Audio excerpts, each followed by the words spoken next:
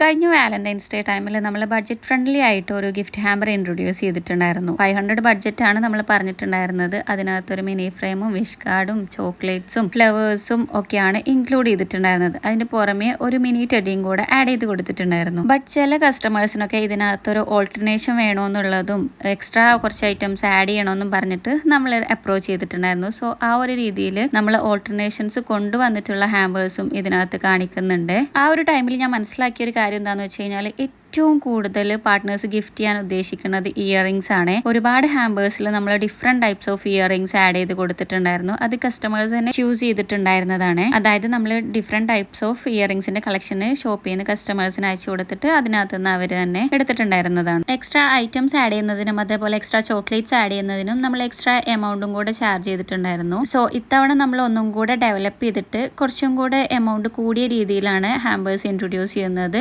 അതിന്റെ ഡെമോ നമ്മൾ next video ഒക്കെ ആയിട്ട് പേജിൽ പോസ്റ്റ് ചെയ്യുന്നതായിരിക്കും. എന്തായാലും പേജ് ജസ്റ്റ് ഒന്ന് ഫോളോ ചെയ്തിട്ടേക്കുക.